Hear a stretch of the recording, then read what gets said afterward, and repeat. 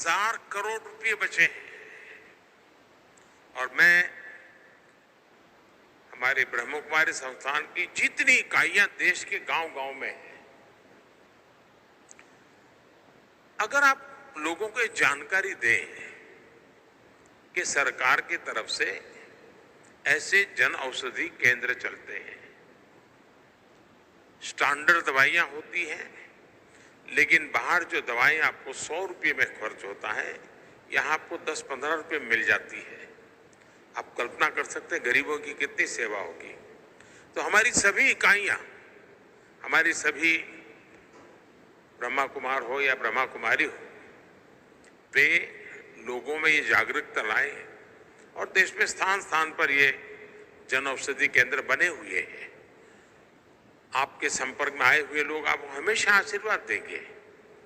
अब जैसे किसी परिवार में बुजुर्ग व्यक्ति है, डायबिटीज की बीमारी है, तो उसको दवाई के पीछे जो खर्चा होता है 1200, 1500, 2000 रुपये तक हो जाता है। लेकिन इसी जनऔषधि केंद्र से अगर वो दवाई लेगा तो उसको शायद वो खर्चा 1500, 2000 में से कम होकर के 100 रुपया हो जाएगा। उसका जीवन में बहुत बड़ी मदद होती है। यानी इस बात को आप हर दूर पहुंचा सकते हैं।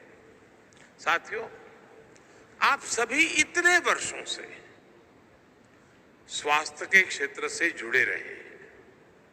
आप भली भांति जानते हैं कि हेल्थ सेक्टर की एक चुनौती डॉक्टरों, नर्सों और मेडिकल कर्मियों की कमी भी रही है।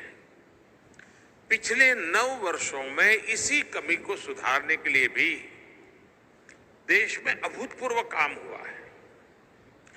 पिछले 9 वर्षों में औसतन एवरेज हर महीने एक नया मेडिकल कॉलेज खोला है। 2014 से पहले के 10 सालों में 150 से भी कम मेडिकल कॉलेज बने थे। बीते 9 वर्षों में देश में 300 से अधिक नए मेडिकल कॉलेज बने हैं।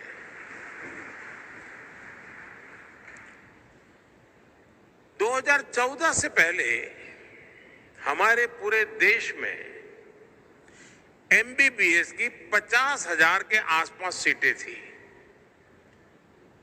50,000 स्टूडेंट्स के लिए जगह थी। आज देश में एमबीबीएस की सीटें 1 लाख से भी ज्यादा हो गई हैं। 2014 के पहले पीजी की भी 30,000 के आसपास ही सीटें थी। अब पीजी सीटों की संख्या भी बढ़कर 65,000 से ज्यादा हो गई है। जब इरादा नेक हो, समाज की सेवा का भाव हो, तो ऐसे ही संकल्प लिए जाते हैं और संकल्प सिद्ध भी किए जाते हैं। साथियों, आज भारत सरकार हेल्थ सेक्टर में जो प्रयास कर रही है, उसका एक और बड़ा प्रभाव आने वाले दिनों में दिखेगा। देश में जितने डॉक्टर आजादी के बाद 7 दशकों में बने, उतने ही डॉक्टर अगले 1 दशक में बन जाएंगे। और हमारा फोकस सिर्फ मेडिकल कॉलेज या डॉक्टर तक सीमित नहीं है। आज ही यहां नर्सिंग कॉलेज के विस्तार का काम शुरू हुआ है। भारत सरकार भी नर्सिंग के क्षेत्र में भी युवाओं को नए अवसर दे रही है। हाल में ही सरकार ने देश में 150 से अधिक नए नर्सिंग कॉलेज को स्वीकृति दी है। इस अभियान के तहत यहां राजस्थान में भी 20 से ज्यादा नए नर्सिंग कॉलेज बनेंगे। इसका लाभ निश्चित तौर पर आपके super speciality charitable global hospital को भी होने वाला है।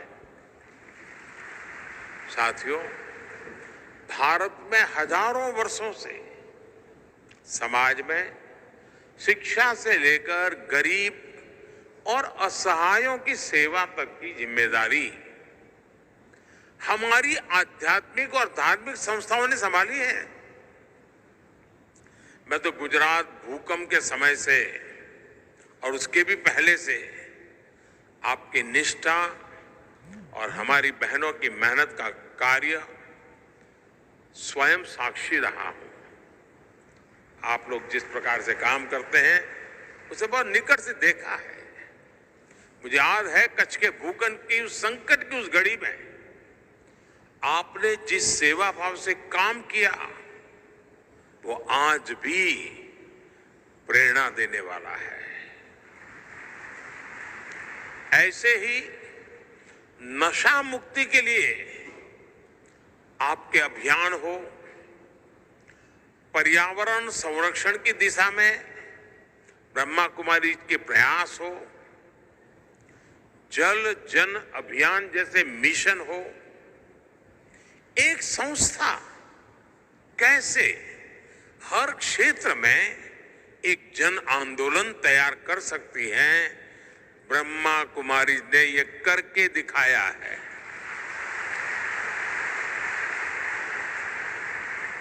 विशेष रूप से मैं जब भी आपके बीच आया हूं, मैंने देश के लिए आपसे जो अपेक्षाएं की हैं, उन्हें पूरा करने में आपने कभी भी कोई कमी नहीं छोड़ी है।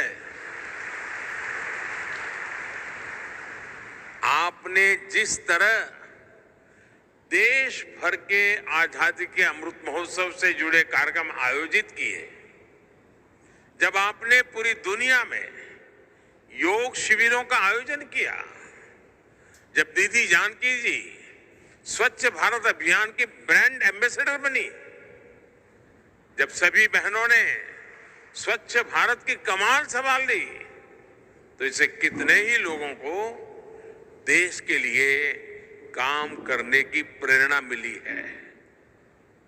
आपके ऐसे कार्यों ने ब्रह्मा कुमारी में मेरे विश्वास को और भी कई गुना कर दिया है।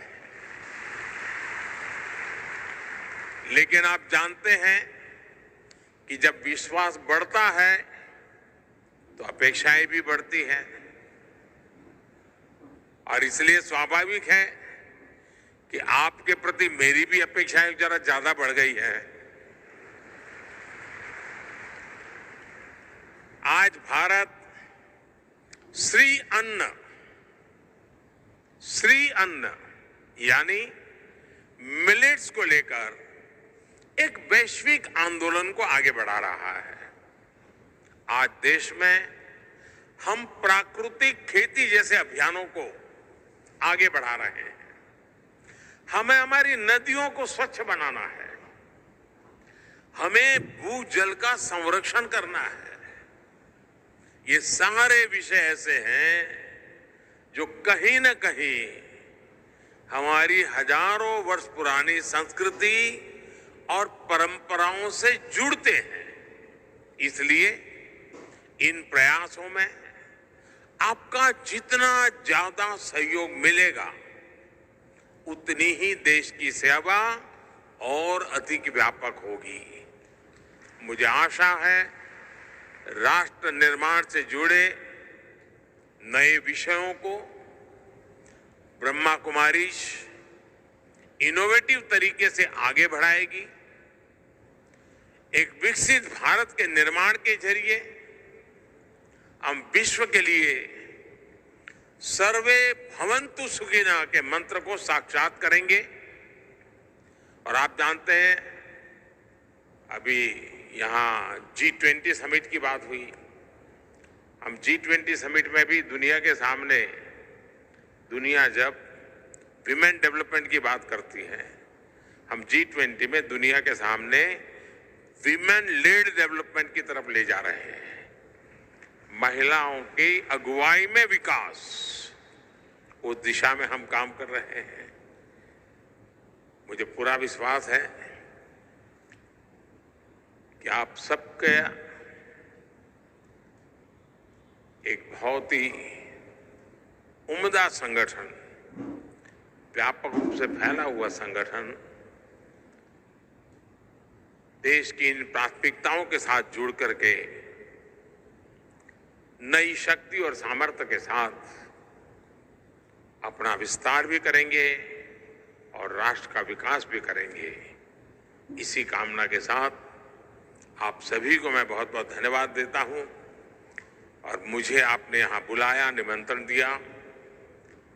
मैं हमेशा कोशिश करता हूं जितना समय निकाल सकूं आपके बीच आऊं, क्योंकि यहां मैं आता हूं तो कुछ लेकर के जाता हूं।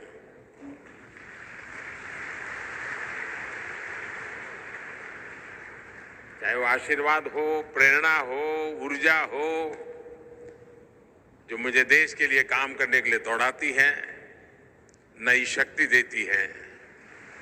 तो मुझे यहां आने का अवसर दिया, इसलिए मैं आपका आभारी व्यक्त करता हूं। ओम शांति।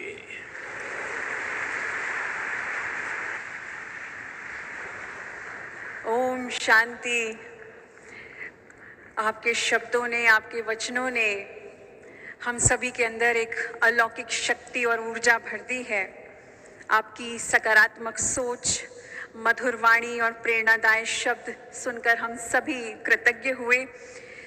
आज इस कार्यक्रम का समापन नहीं, एक शुरुआत है एक दिव्य संबंध का, जो सदा हमें आपके साथ मिलकर कार्य करने के लिए प्रेरणा देती रहेगी। सभी हम ऑडियंस से निवेदन करते हैं कि माननीय प्रधानमंत्री हमारे बीच में से विदा लेंगे, लेकिन आप सभी अपनी सीटों पर बैठे रहेंगे।